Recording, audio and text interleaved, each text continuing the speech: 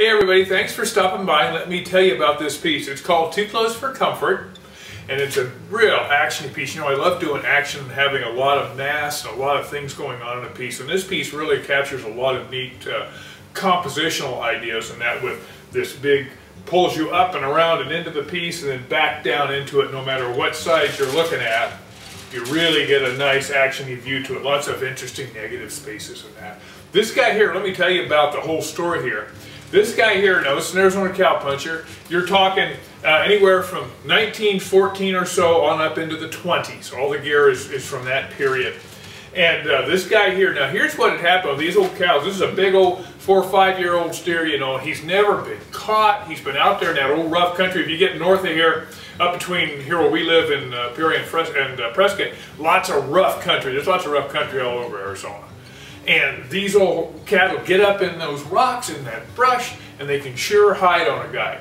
And so you'll run across, these guys would run across some of these big old steers, and they had to get them roped and branded. So what they would do is they'd rope them, and then they would try to knock them down, if they, especially if they didn't have somebody there to help them out, knock them down and trip them. And then when while that old steer was down, they get him tied up and tie him up to a big tree or something so they could work on him or get him branded, and they'd get him all taken care of that way. And of course, when after they got him tripped, hopefully the idea was you go over, tie his feet up, get him branded, then tie him off to a tree, and you come pick him up later. Well, sometimes these old steers, when they went down, it didn't knock the wind out of them like it was supposed to, and they get back up and they come right back up the rope at you. And that's what we're seeing has happened here. This old steer has just come right back up at this guy. He's just pulled his old horse up and kind of got him out of the way, and he's going to jump him off over this way, and this steer's going to come over here.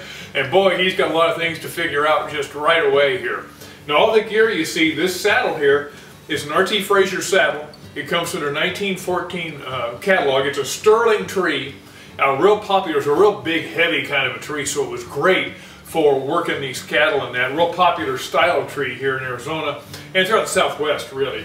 These leggings were a Visalia legging, real neat batwing. And of course, in this country where everything is everything just has a sticker on it. So what you want to do is have some nice leggings.